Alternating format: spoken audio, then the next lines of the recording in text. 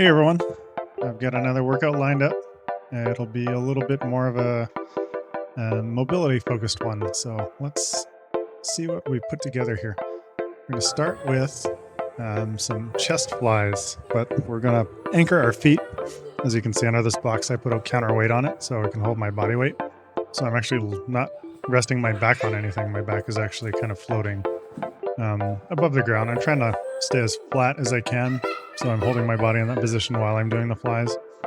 And with this fly, you can really open down and towards your hips and really get a really big range of motion this way.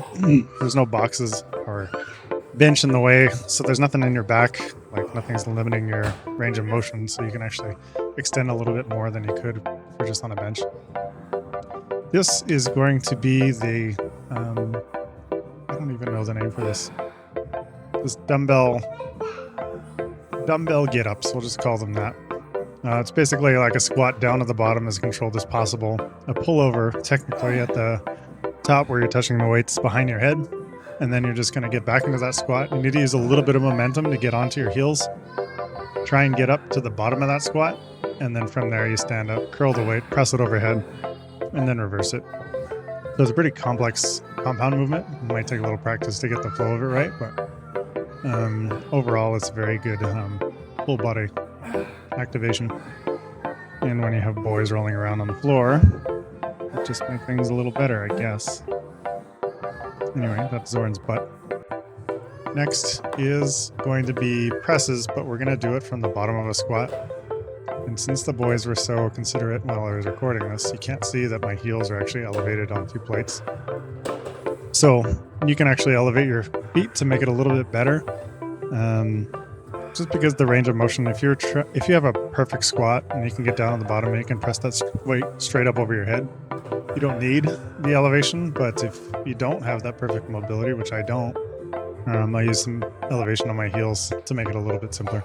And then this is just going to be pullovers, but on the ball, just so it adds a little bit of extra balance in. Keys here are to maintain the balance in your feet and then keep your hips up in the air. So try not to let your butt sink down. Really try and stay engaged with your full body as you're doing the pullovers. You can do this with, I'm doing it with 2 dumbbells. You can do it with 1. You can do it with a kettlebell. Whatever's comfortable for your wrists. Just make sure you're not doing something that isn't too comfortable for your wrists, because it can be a little irritating.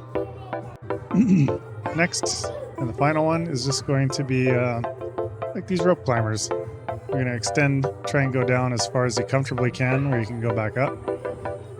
As you can see here, I went a little further than I could really manage, so then I had to use this alternate technique to kind of pull myself up to be able to get back, which, if that's what you got to do, whatever gets you back up to your feet.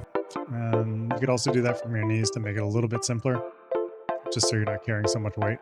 So there's a couple ways to modify that, but just climbing up and down the rope. It's pretty simple, until you get there and you try it. But that's most of the exercises.